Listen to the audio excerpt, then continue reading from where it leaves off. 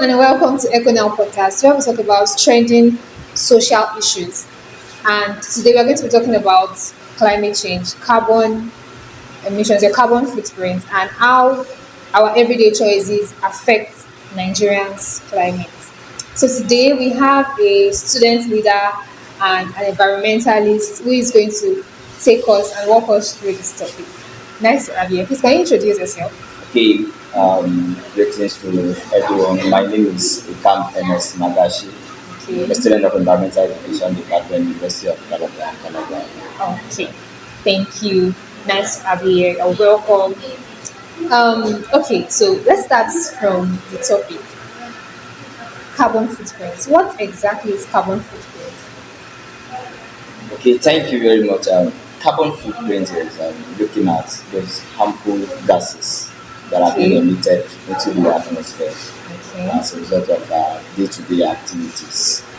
Gases like carbon dioxide, methane, and a lot of them that are being emitted from activities, from human activities like waste disposal, transportation, generators, and how those activities that we do, these gases that are being emitted from those appliances that we use and the activities that we do every day.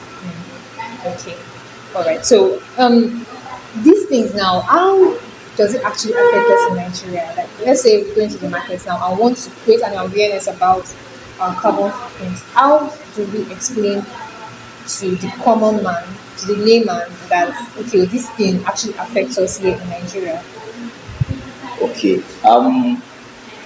our choices every day, what we do every day, we need these basic things because as humans, we live every day, we use appliances, we drive, we need to drive to work, we need to eat food, we need to wear clothes. I think the basic needs of life, we need them. And in the course of these basic needs, using these basic needs, we, in another way, contribute to our carbon emission to the environment because by Okay, as we use our cars, as we drive our cars to work, as we cook food to eat, as we put on our energy sources to use whatever, whether for cooking or for iron our clothes and for charging our phones, all these things that we do, we are contributing to the emission of gases because these things we use every day, those appliances, those cars we drive, they emit gases, they emit carbon dioxide, they emit other harmful gases that are contribute to the global warming and increase in the carbon temperature, footprint. yes, temperature of the environment, which is carbon footprint. How do we convince people that this is not actually just a foreign problem, but it's also a Nigerian problem?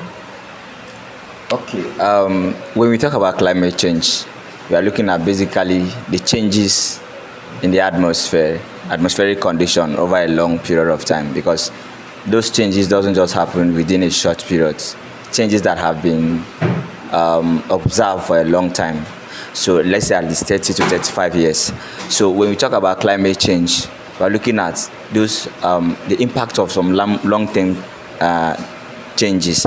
Now, for instance, today we are having issues of flooding every day. At least every year, Nigeria is experiencing flooding. At least last week we had news of a flood disaster that happened in Niger State, where we had people have been displaced, and we have several issues that are rising today within the country as a result of climate change. We are having issues of the spread of diseases like cholera and all these things are as a result of the changes that has been experienced within our climate.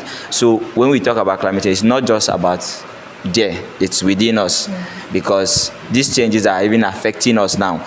Today, farmers in our rural areas are having difficulty in planting. The planting season or time for farmers within in the rural areas have actually shifted because initially planting seasons began from at least April, May, but now sometimes even after May we don't normally have rains.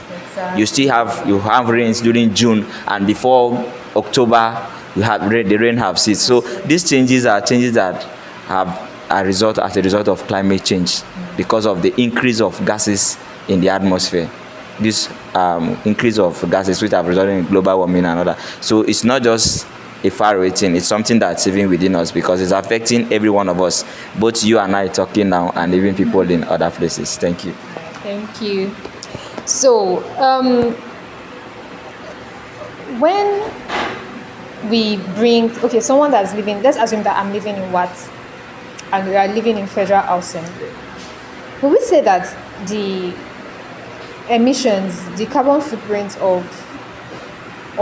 like my carbon footprint, we say it's better than the person living in federal housing, or we say the person living in federal housing is the person's carbon footprint is better than the person living in what? Like, what's the lifestyle? Like, which of them has a lifestyle that impacts climate change more?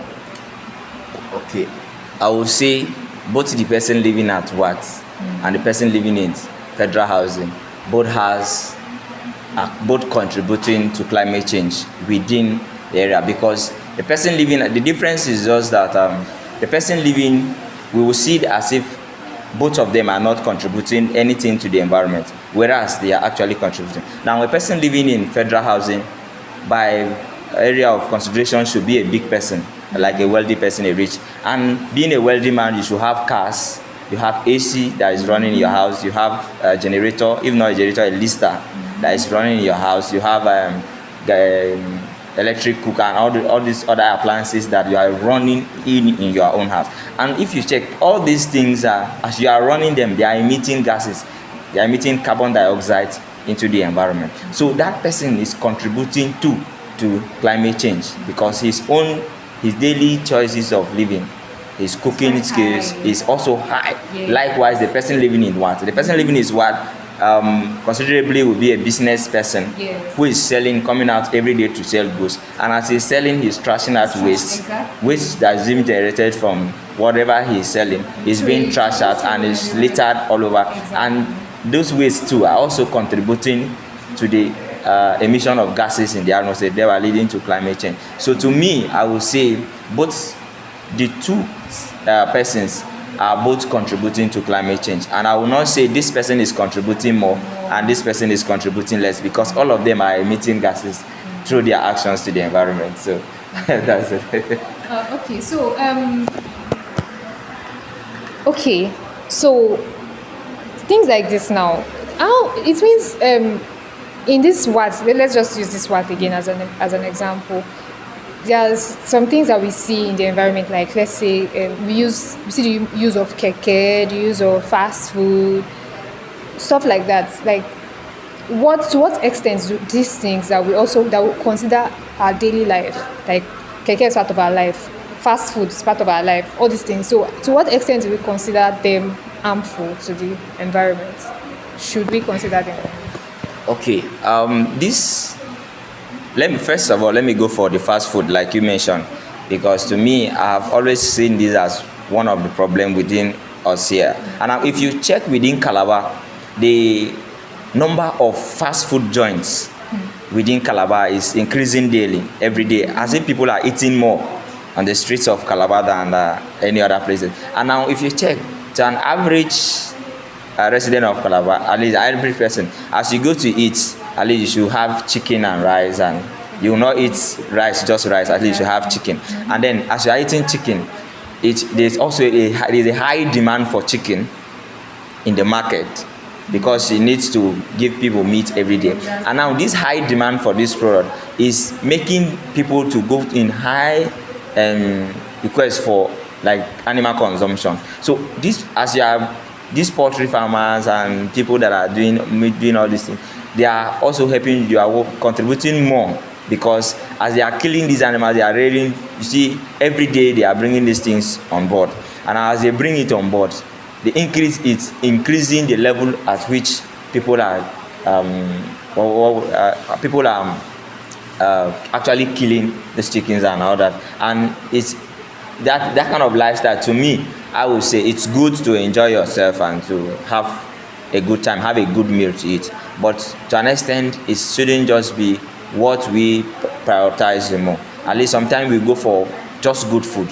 Maybe just eat nice food, rice and salads, and then not necessarily, because as we do, it also It's like you see they are transporting every day. You see trucks, trailers from the north coming, and all these trailers, as they are coming, they are traveling far distances, and as they are traveling far distances, they are burning fossil fuel. Now this fossil fuel, as is being burned, is emitting gas, carbon dioxide. So that gas is contributing. So imagine a day or a week we have like 50 trucks, trailers from the north bringing goods or cows to Calabar every day or every week. You see that it's the demand for this thing is high. So as they are coming every day, they are emitting those that level, that mode of transportation is contributing to emission of gases. So it's, to me, I would say it's affecting us, because if there is a low demand for meat even within this area, there will also be a low need for transportation of those resources down to this area. So each of those little things Yes. actually contribute. So those little things we do, we don't really see them as anything, but at least they are contributing to the carbon footprint that is actually affecting us as humans within the environment. Okay. So can we say that consumerism plays a role in climate change? Like, let's say this habit of wanting to get more things and more things and more things, even though sometimes you might not necessarily need those things at that time. Like, but we just want to just acquire those things. Just some people might want to do it for storage. Some people might want to do it for the aesthetics. Some people might. So can we say that all those things also affect our climate? Yes, what we do. That's why there's a need for sustainable consumption. When you see those in the sector of the environment, environmentalists and environmental educator advocates, they are advocating for sustainable consumption. Now, what is sustainable consumption? Sustainable consumption is basically going for what is needed at the moment. You don't just going for things because you see a need for, going for what is actually needed. Now, once people cultivate the habit of consuming sustainably, it helps to scale down or mitigate the impacts we are of our actions towards the environment. Now you see people go for trends like fashion. People go for fashion, they want to get what is trending, and then in the course of that, those in the production sector are producing what people are striving for, and then you see that the quality of the production is not there. So at the end of the day, most of these things people are getting end up as waste, and as they end up as waste, they contribute to the environmental pollution, thereby leading to climate change and all that. So to me, I will say it's good that we go for what you really want, and that is sustainable consumption. Go for what is needed at the moment. What do you actually need? If it's clothes, okay, you need a clothes to cover yourself because that's a basic needs of life. So go for it. Don't just go for fashion, but at least go for what is needed, because at that time you are saving both yourself and the future, because you contribute less to the amount of waste that is being generated, which is will actually lead to pollution. And then some persons will just, even in the food in the house, some of the food we just cook food because you have excess food in the house, and then at the end of the day you may not end up eating all of it, and then you just trash it away. It's also contributing to waste. You contribute to the amount of waste you are generating. So even one lifestyle we can live to help is, even within yourself, check what is the quantity of waste I'm generating. Maybe as you carry your trash within the week, what quantity of waste are you generating? Without that, you can be able to curtail the level of your kind of lifestyle, what you are generating as waste, and in that area you are helping to save even the future, because you are already putting on a sustainable behavior for yourself. All right. So, in other words, these little habits like learning, paying attention to every single, like the things that you do that contribute to the environment will actually help you clear your carbon footprint, right? Okay. So now this is a question that I actually want to ask. So can we say that, living in Nigeria now, we don't have electricity. Our electricity is not stable. Some people don't have water. Our roads are very bad. So how can we as citizens, like how can we, despite all these problems that we have that might make it hard to have, like for example, since there's no lights, you have to put on generator, like no doubt. The bad roads contribute to even accidents, then the traffic, whatever. So How can we as citizens, what quarter can we play? What quarter can we, what, which quarter, what role can we as citizens play to help the whole society, like as a whole, reduce carbon footprint?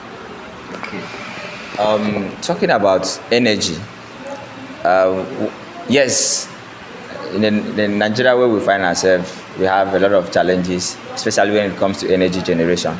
But there's also a place, there's something we call sustainable energy. Now, what's sustainable energy? Sustainable energy is a form of energy that has a little amount of impact or consequence to the environment. Energy sources that contribute less